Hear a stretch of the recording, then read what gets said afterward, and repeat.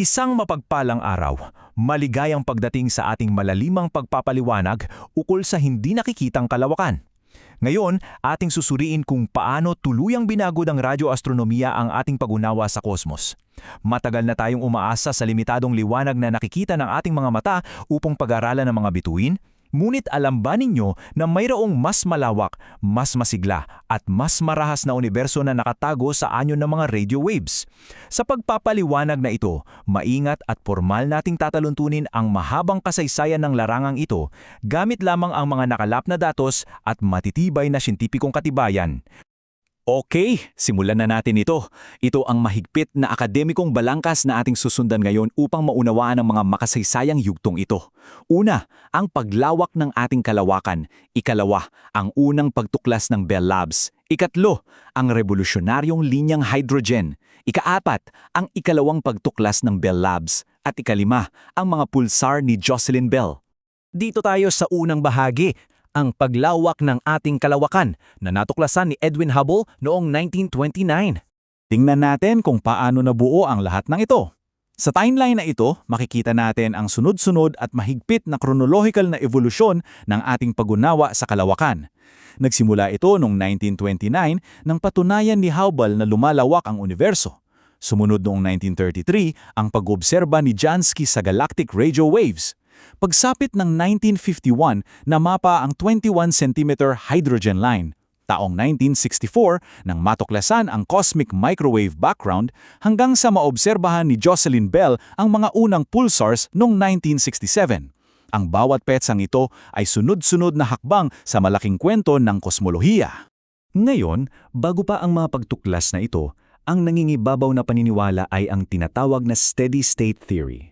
Iminungkahi ni Hoyle, Gould at Bondi na ang universo ay perpekto at walang pagbabago, walang malinaw na simula at walang wakas. Pero noong 1920s, nakonpirma ng mga obserbasyon ni Hubble na ang kalawakan ay aktwal na lumalawak. Ang pagbagsak na ito ng tinatawag na perfect cosmological principle ay lumikha ng isang malaking theoretical na problema sa mundo ng siyensya. At ang problemang iyon mismo ang nilutas ng mga sumunod na dekada ng radyoastronomiya para tuluyang patunayan ang Big Bang Theory. Dumako naman tayo sa ikalawang bahagi, ang unang pagtuklas ng Bell Labs ni Carl Jansky noong 1933. At ito ay napakagandang paglalarawan ng tinatawag nating serendipity sa siyensya.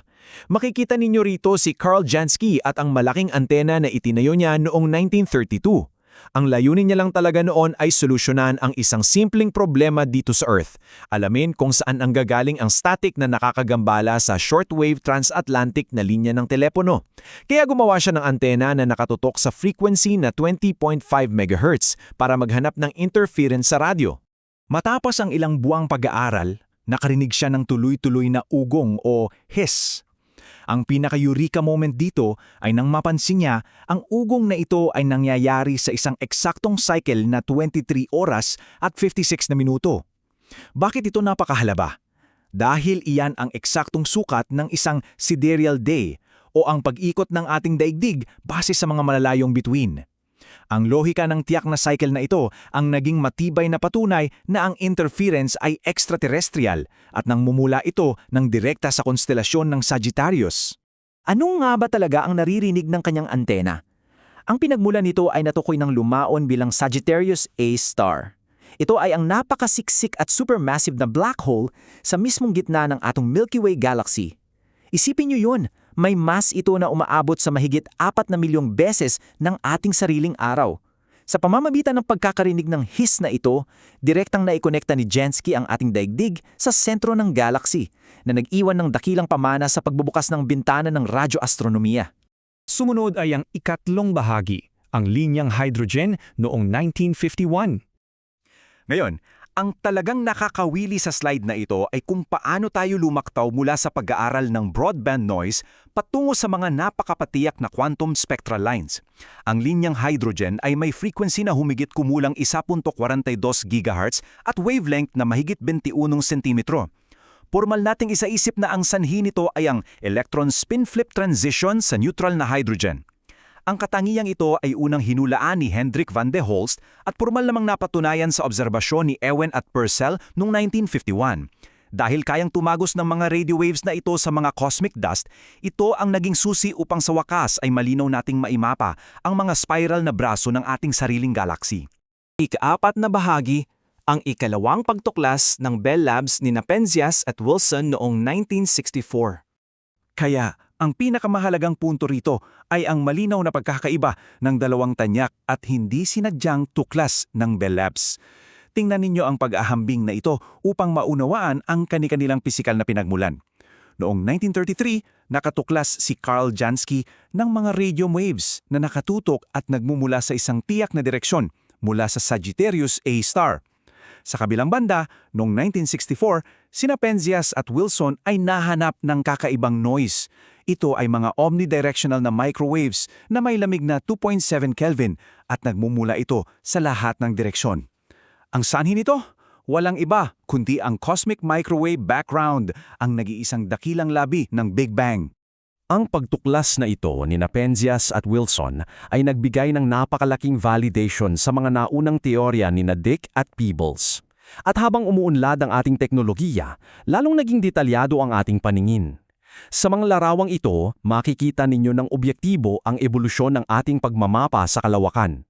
Sa kaliwa ay ang naunang mapa mula sa Kobe satellite at sa kanan naman ay ang labis na mas detalyadong imahe mula sa modernong Planck satellite.